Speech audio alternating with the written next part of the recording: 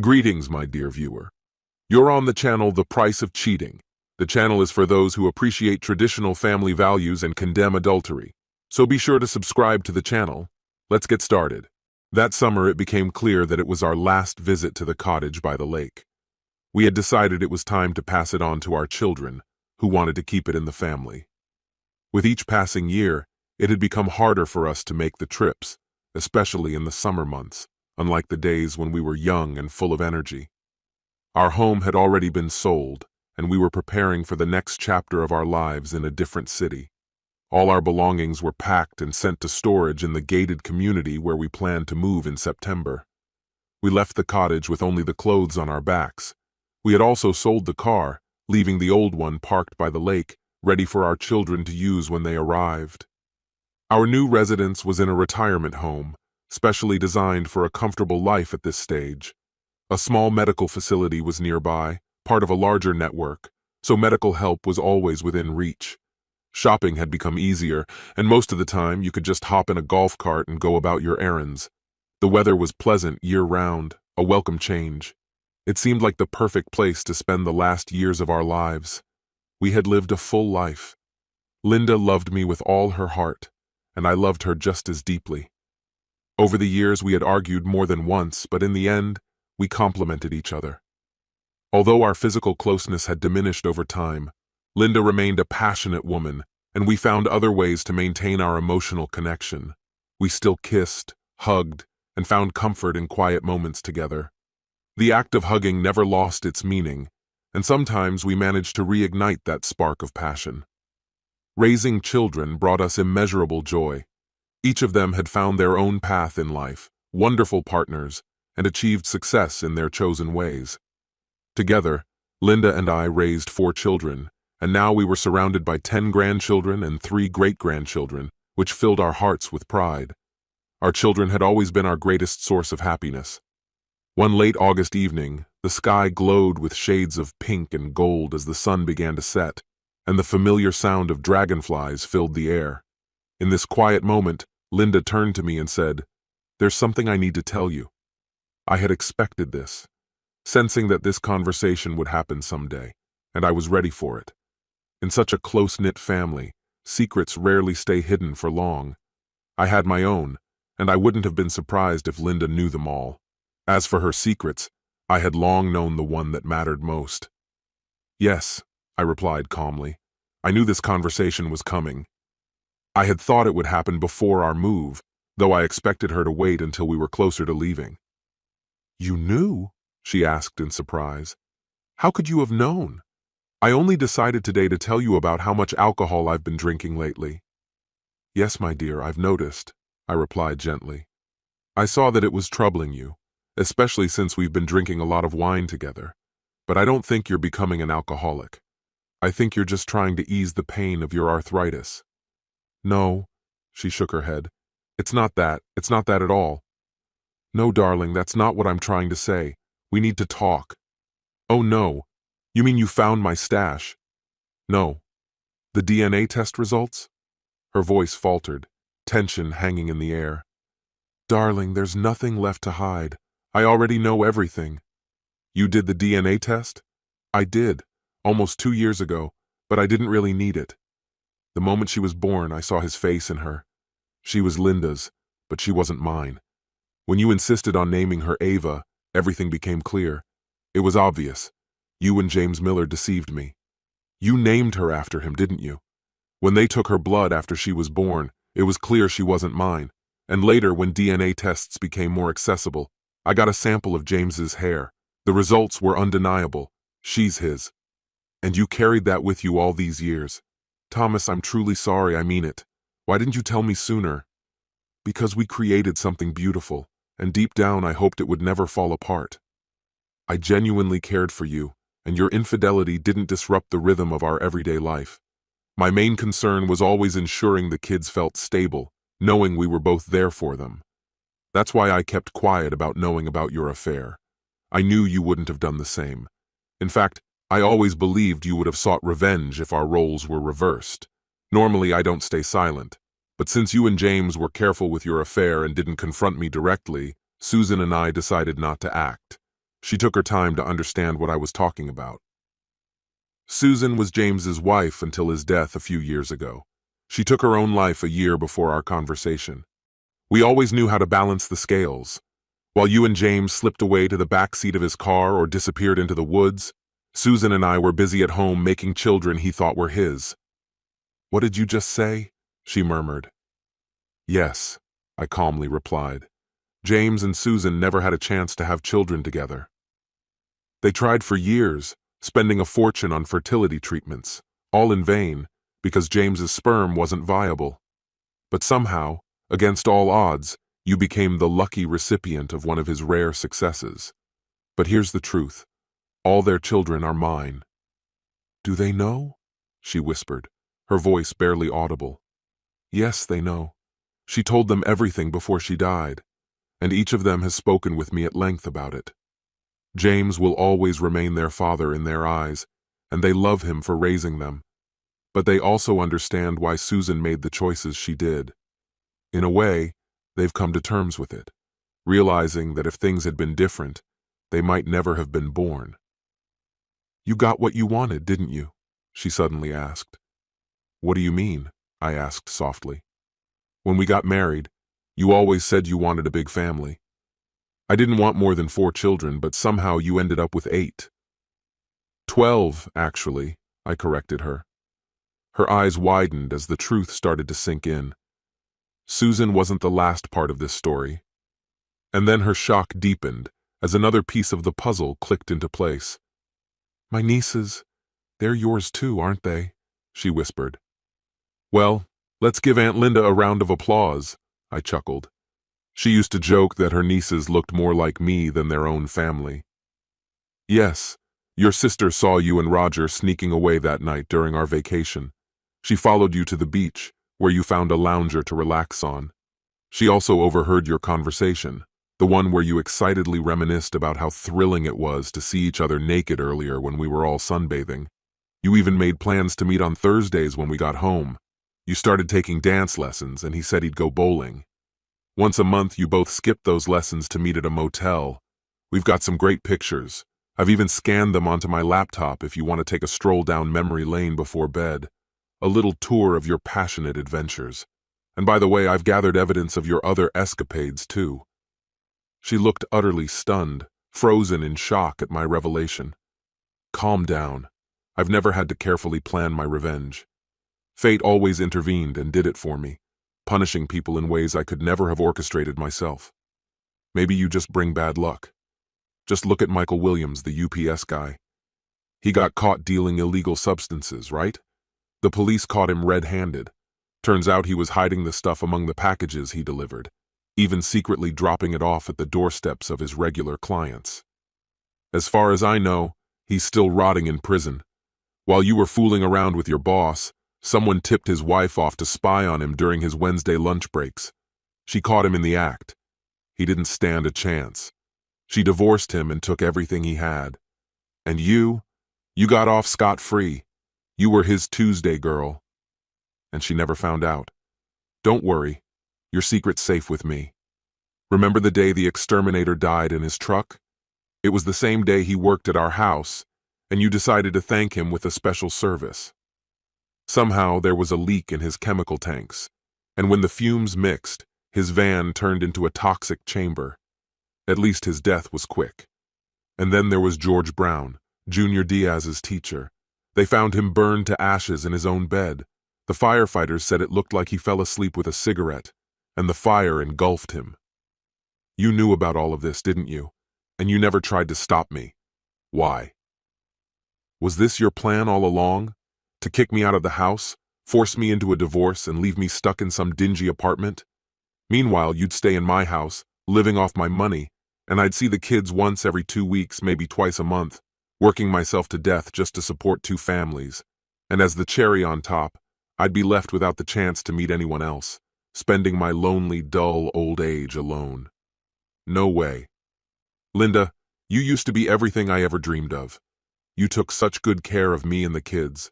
The house was always in order, and you made more money than some people make working 2 jobs. You were amazing, and you still are. I could never completely let you go, But I betrayed you. I cheated. And you, well, you were insatiable, selfish, always wanting more.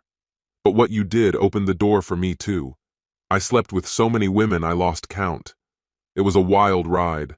Tall, short, curvy, slim, blondes, brunettes, redheads, toned, soft, intellectuals, or fun-loving. I had them all. Women of every kind. I've been with athletes, brainiacs, celebrities, and those who went unnoticed by everyone. It didn't matter if they were rough or gentle, cold or passionate. I went through them all. So don't feel like you need to spill everything in detail. I haven't revealed my secrets. You know what you know, and maybe I don't know as much as I think. We sat together for a while longer, sipping the smooth red wine and watching the sun dip below the horizon. The evening filled with the chorus of frogs and crickets, and a sense of calm washed over me. After some time, she stood up and went to bed.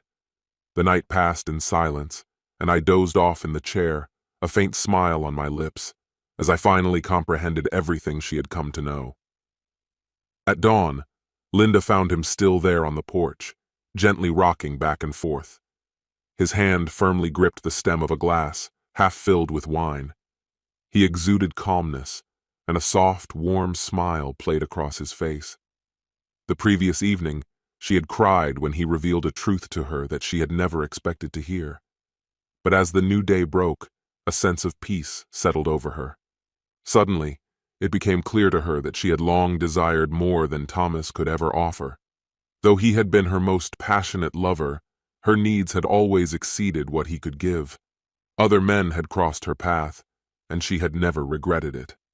An unnoticed sense of justice crept into her soul when she realized that Thomas had fathered the children of other women. It seemed to balance their life together. She had suspected that during their mysterious financial struggles, when they had to cut back on expenses, Thomas might have been supporting her sister or Susan Miller, or perhaps even their children. And yet, he had always treated their youngest daughter as his own. The thought that the tragic accidents that had befallen her former lovers might not have been accidents at all suddenly struck her. Perhaps Thomas had taken matters into his own hands. Strangely enough, this realization also brought her some closure. Thomas had always been a man who took what he desired, and losing her to another man was not a challenge he could ignore. What surprised her most was his ability to separate their family life from these tangled affairs. Everything that happened outside their home stayed there, until that very night. His love for her had been deep, unwavering, and absolute.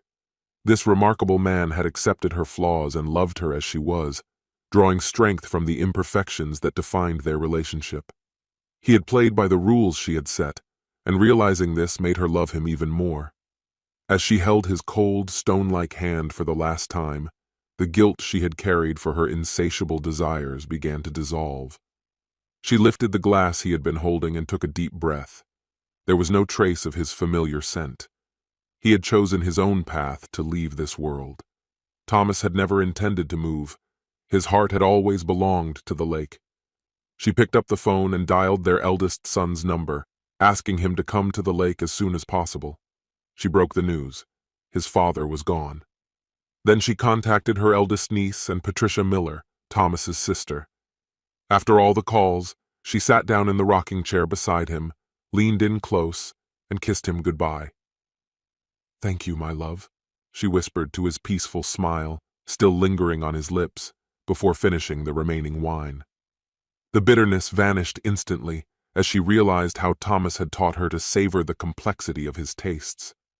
Sweetness mixed with hints of plum and blackcurrant, leaving a long cherry finish on her tongue. It was exquisite. The lake shimmered under the golden sunlight, reflecting its beauty back at her. It was perfect. She closed her eyes, and in that moment, the world around her became utterly still and silent. This concludes the story. If you like it, then put your powerful like and subscribe to the channel. Greetings, my dear viewer. You're on the channel The Price of Cheating. The channel is for those who appreciate traditional family values and condemn adultery. So be sure to subscribe to the channel. Let's get started. My entire life seems like an endless series of disappointments. I can't bear it any longer. My hatred for my wife runs deep, and my feelings for the family are practically non-existent. The only thing keeping me afloat is my job. It's far from exciting, but it brings a strange sense of satisfaction. My name is Oliver Wilson, and I am a medical equipment technician. My job involves installing, calibrating, and servicing various medical devices in hospitals and imaging centers. I'm good at it. It's the only area of my life where I don't feel like a failure. And the rest? It's in complete decay. I've been married to Isla for 23 long years. We even went to the same school, but I didn't pay attention to her until I graduated from technical college. To be honest, I was never the guy you'd call attractive. I wasn't into sports, and social events never interested me. I didn't even attend the prom. Isla entered my life suddenly. One day we bumped into each other, and before I knew it, we were a couple. Back in school, Isla was practically inseparable from Richard Smith. They were always together. Richard? I barely knew him, but from what I'd heard, he wasn't the brightest. He struggled with school, and keeping a job seemed like an impossible task for him.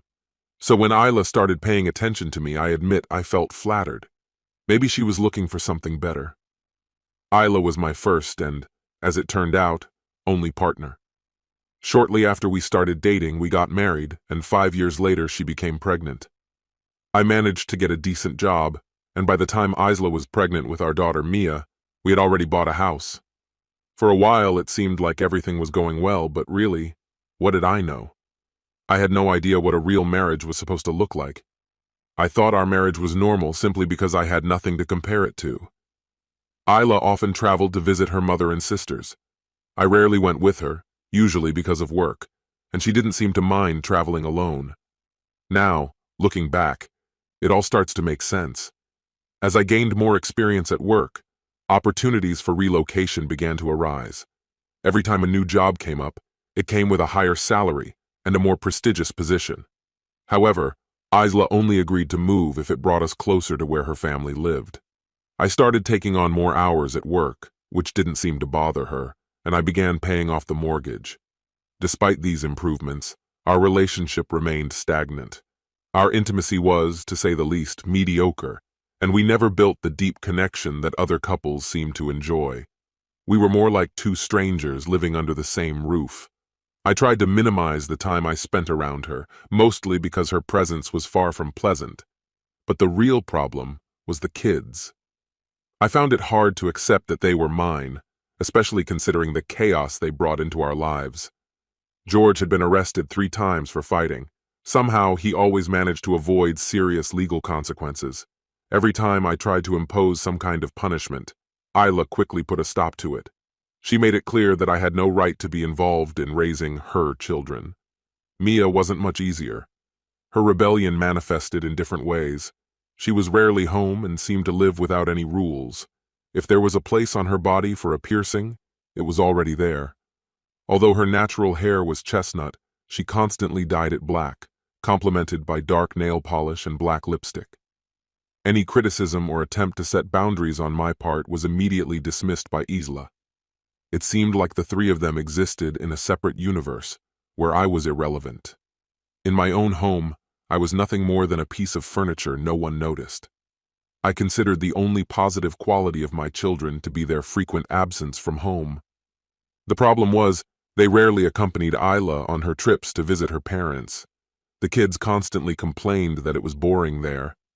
Isla had been away for a week now. One of my former colleagues from the hospital came to the office for training on the new digital X-ray machines. "Liam, good to see you. How's it going?" I greeted him, my tone light and casual.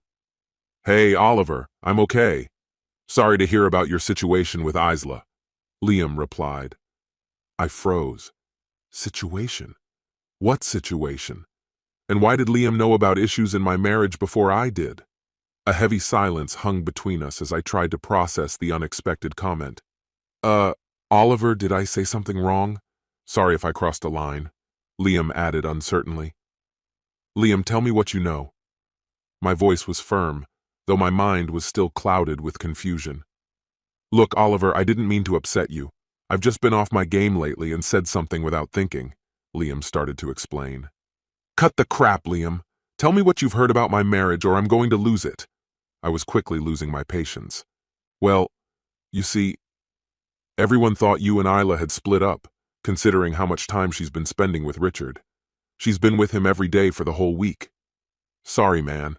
Liam clearly felt uncomfortable. I stood there, stunned. What do you mean by spending time with Richard? I asked sharply. Richard's in hospice now. The hospital just opened a unit for patients like him.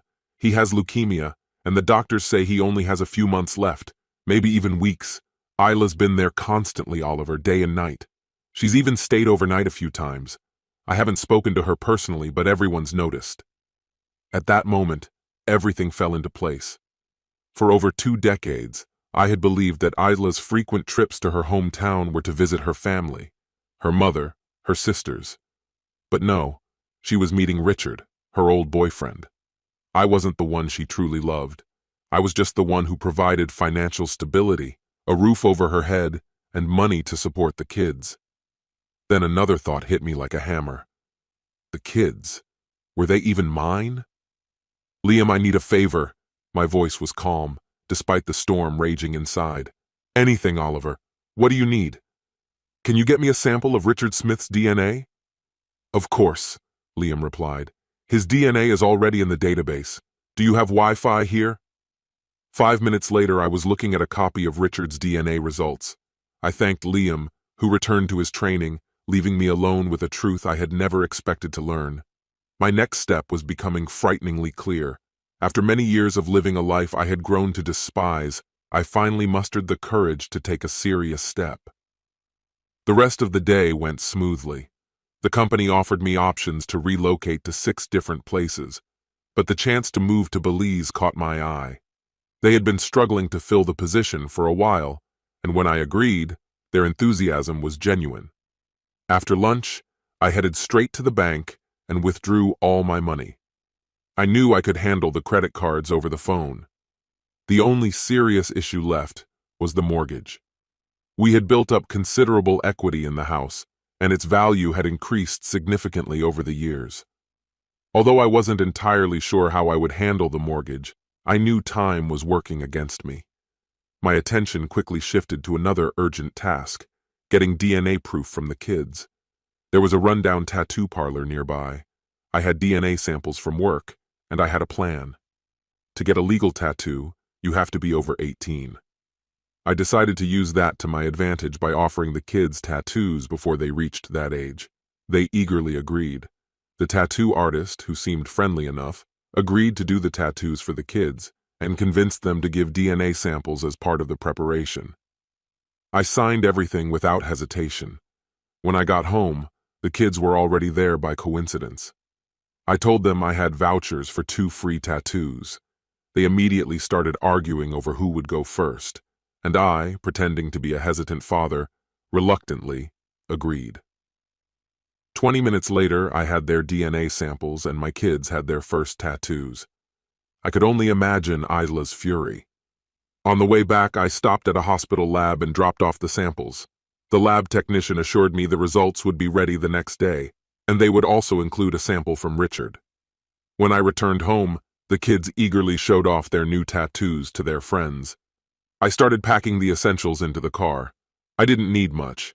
I already had my passport and a substantial amount of cash. The next morning, I told the kids they would be skipping school. I hinted that I had a surprise for them, but didn't reveal the details. A few hours later, we were driving toward the town where my cheating wife constantly went. Just as I parked, my phone buzzed. The results confirmed what I had expected. Richard was indeed the father of George and Mia. Finding the hospice wasn't hard. A nurse directed us to the room where Richard was. Smiling, I nudged the kids toward the hallway and said, "Go, meet your father." Their confused faces stared at me as they hesitantly made their way down the hall. As soon as they were out of sight, I turned and quickly left the hospital. I turned off my phone and began the drive back, stopping only briefly to refuel and grab a snack. My car was already packed and I didn't need anything from the house. Isla's clothes, her personal items, and the kids' belongings were all left behind. I had a decent relationship with 4 of the neighbors, though none of them could stand my kids. Still, they got along with me. I went around to each of them, asking for a little gas for the lawnmower. Placed 4 large fuel canisters on the porch while they all watched in silence. One by one, I carried them inside, poured the contents, and returned the empty containers to their owners. Don't rush to call the fire department, I advised. Wait until the fire really gets going. It would be smart to grab some garden hoses and soak the roofs well. We wouldn't want the fire to spread, right? They stood there, eyes wide open, unsure how to react. Finally, John Felix broke the awkward silence. Hey, Oliver, mind if I borrow your lawnmower? I chuckled quietly. Sure, John. Go ahead, use it. If anyone else wants to grab something, I added with a grin, better do it now before it's too late. Within minutes, they were scrambling to take everything they could from the garage. It was almost amusing to watch them hustle, but I appreciated their unspoken support. When they finished, everyone returned to their homes, preparing their hoses just in case things went sideways. When everything was ready, I went inside and started the fire in several strategic spots. I didn't have much time, so I had to move quickly. I knew the statute of limitations on arson was 6 years, provided no one died. But I was sure that by then, I'd be long gone. I waved casually to the neighbors as I left, fully aware that I would never return here. 3 days later, I found myself in a cabin by the lake, ready to start a new life. What happened afterward? About a week later, Richard died. His life insurance payout wasn't bad, and his mother was the primary beneficiary. The insurance company refused to cover the fire damage. It's hard to argue with arson when 4 witnesses saw it. George turned 18 and got arrested again for dealing drugs. This time, he was sentenced to 5 to 12 years. Mia fled the country, got involved in some underground film industry, and disappeared without a trace 3 months later. And Isla? She stayed in her mother's house. From what I've heard, she and her sister don't get along very well. Their family is barely scraping by, as Isla's sister has 3 young kids. Her husband left when he realized the youngest child wasn't his. All in all, it doesn't concern me anymore.